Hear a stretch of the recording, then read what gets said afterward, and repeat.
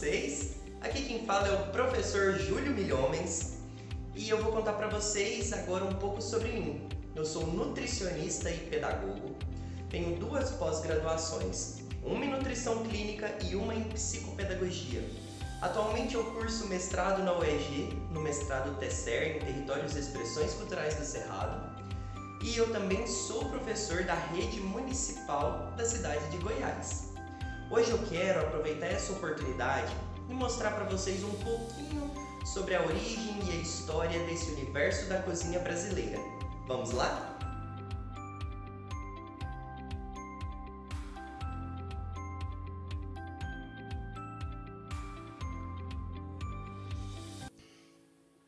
Turma, então hoje vamos começar a estudar cozinha brasileira.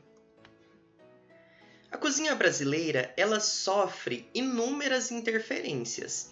E dentre estas, as históricas, as principais, elas envolvem 3 povos: os povos indígenas, europeus e africanos.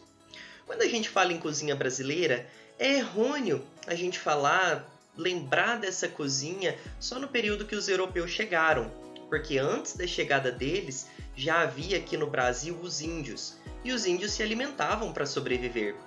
Então, destes povos indígenas, 2 grandes grupos eram muito importantes para hábitos alimentares que nós praticamos até hoje. Dentre eles nós temos a tribo dos Tupis e dos Guaranis.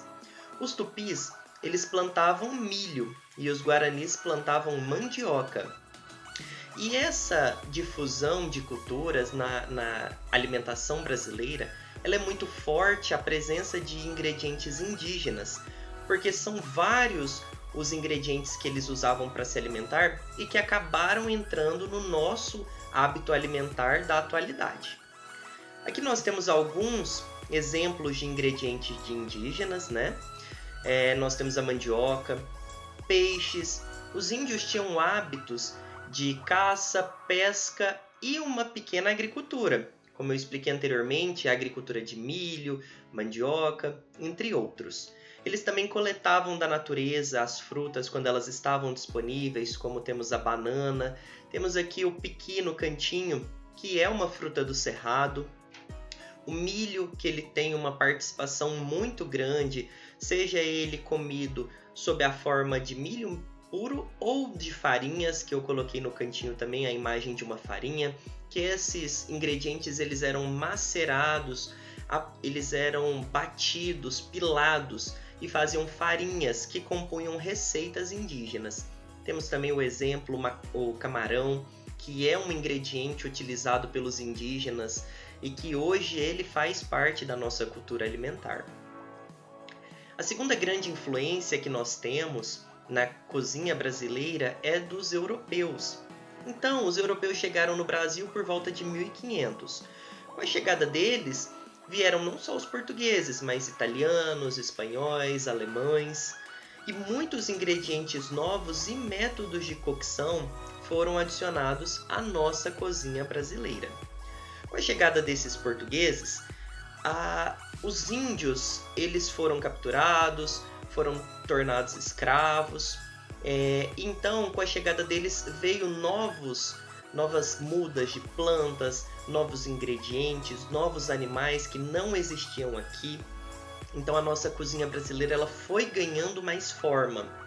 Então, assim, com a influência dos europeus, chegaram aqui no Brasil diversos animais, dentre eles a vaca, o carneiro e a ovelha, pato, galinha. Esses são animais que a gente consegue consumir, comumente a gente consome, né? Eu coloquei até nessa imagem um pombo, porque embora a gente não se alimente deles, foi um dos animais que foram trazidos da Europa para o nosso continente americano. E assim, muitas coisas vieram com eles, novas formas de cocção, novas técnicas de preparo. A gente fala dos portugueses com seus doces famosos, a gente fala dos franceses que eles trouxeram um serviço de distribuição diferente, até a palavra garçom, que é uma palavra francesa, que hoje a gente usa comumente nos restaurantes, que era um modo de servir. Isso veio trago da Europa, com a influência desses povos. E a terceira grande influência que nós temos na cozinha brasileira, da influência histórica, é a cozinha africana. Então, em 1550 aproximadamente, os negros foram trazidos como escravos da África e aqui eles trabalharam forçosamente. E esses trabalhadores eles tinham que se adaptar com trabalhos exaustivos e com uma demanda energética grande. Porque se você pensar que eles trabalhavam bastante e tinham poucos alimentos, eles tinham que pegar esses alimentos e adaptar. E aí novas receitas foram incorporadas. A culinária africana, ela é interessante da gente comentar que essa culinária ela tinha uma culinária ritualística, uma alimentação que ela era voltada para o culto dos orixás, que são os guias das religiões africanas, e eles também trouxeram alguns ingredientes que são novos para o Brasil. Como exemplo, a árvore do dendê, que é de onde é extraído o azeite de dendê. Então foi muito grande a influência dos povos africanos aqui na nossa cozinha brasileira. A exemplo dessas influências, nós temos o munguzá, nós temos o quiabo, que foi trazido para cá, o doce da rapadura, nós temos ali o azeite de dendê, a feijoada, que é o prato mais comumente falado dessa culinária africana, que foi desenvolvido aqui com pés, orelhas, rabo de porco. Haja visto que os europeus eles ficavam com as melhores partes, né? Os senhores de escravo eles ficavam com as melhores partes dos animais, e o que eles consideravam que não era bom de paladar, que não era tão agradável, eles deixavam para os escravos. E os escravos pegavam esses restos alimentares, cozinhavam junto com feijão e dava origem à feijoada. Então é um prato que é de extrema influência africana e que hoje faz parte do nosso habitat. E a gente tem aqui também essa garrafa que eu coloquei, esse barril, que ele é o barril da pinga, porque também foi uma invenção descoberta pelos africanos aqui e tem duas histórias diferentes. A primeira fala que quando os africanos apanhavam, eles ficavam com as costas machucadas e às vezes na senzala, no andar superior, tinha esse álcool armazenado, esse álcool fermentando com água e outros ingredientes, e às vezes caíam gotas nos machucados. Essas gotinhas ardiam no toque, então eles chamavam de aguardente. E também às vezes algumas gotinhas caíam na boca dos escravos e eles bebiam aquilo e sentiam sensações diferentes, e eles chamavam esse líquido de pinga. Com o passar do tempo, os europeus que aqui estavam deixavam de importar algumas bebidas e começaram a beber a pinga, né, a nossa cachaça, que ela caiu no gosto popular dos africanos. E hoje o cenário atual ele é dividido o Brasil em 5 grandes regiões. Nisso o Brasil ele passou pela abolição da escravatura, vieram outras influências gastronômicas e culinárias para o nosso território, e hoje a gente fala no Brasil como uma terra que ela é riquíssima numa gastronomia.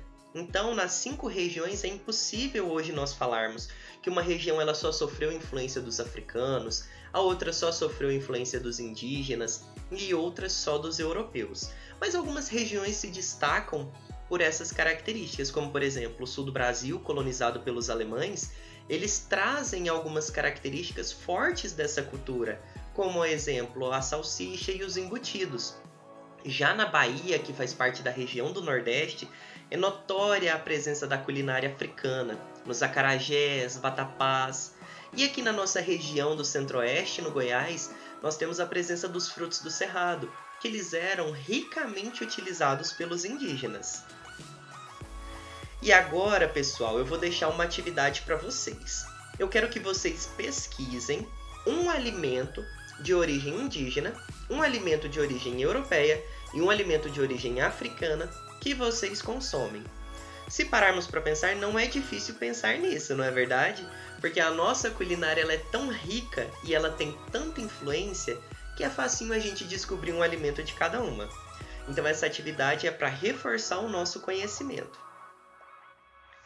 Então, pessoal, encerramos a nossa aula de hoje. Até a próxima. Tchau, tchau!